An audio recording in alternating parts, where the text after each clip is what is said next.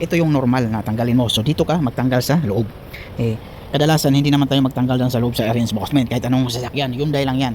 Pero ito talaga yung kabayan, share ko sa inyo kabayan, ito pala yung ginagawa ko ngayon, yung Hyundai. So mga bagong modelo ngayon ng Hyundai kabayan, ang pagtanggal ng bumper ha, so bumper, rear bumper tayo, sa front bumper, saglit lang yan. Ito yung ginagawa ko, yung repair yung panel, repair yung running board.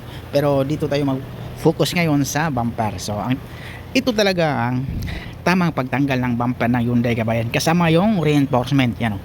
Diba tinanggal ko na lahat yun. Ito yung normal na tanggalin mo. So dito ka magtanggal sa loob.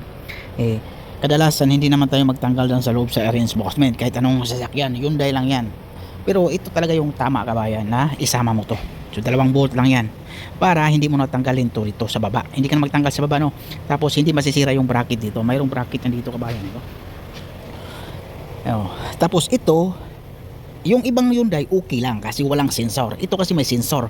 So okay lang tanggalin mo, hindi nasama tong reinforcement. Pero ito may sensor. So delikado to. So kailangan dito na tayo magtanggal sa reinforcement sa loob para secure yung sensor natin.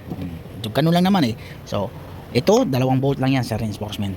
Tapos ito ngayon, yung pinturahan ko ngayon, yung sa taas lang, sa baba hindi nakasama yan kasi walang kulay yan.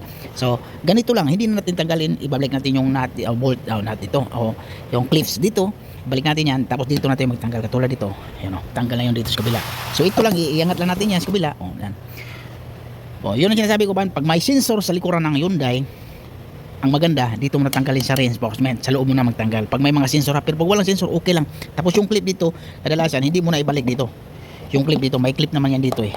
Nakapasok naman yan eh. Yung clips dito dalawa, huwag mo na ibalik. Ganun lang talaga. Pag yung mga Hyundai Elantra, Hyundai Sonata, pero ibang Hyundai ito, hatchback to siya kabayan oh. Ay, ba't yung ibang Hyundai ito? Basta ibang mga two-door pa rin siya.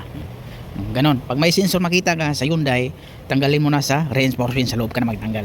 Pag maraming sensor ha. Ito yung sensor kasi apat to eh. Apat yan. Kasi pag batakin mo to ito, masisira to. So isa-isahin mo yan tapos maghawak ka ng bumper. Mahirap pag magbalik. Tulad nito, pag magbalik ako, ising-isi lang. Okay? O ganon lang siya kabayan. Maraming salamat kabayan. Okay? Ganon ang technique pagtanggal ng rear bumper sa Hyundai.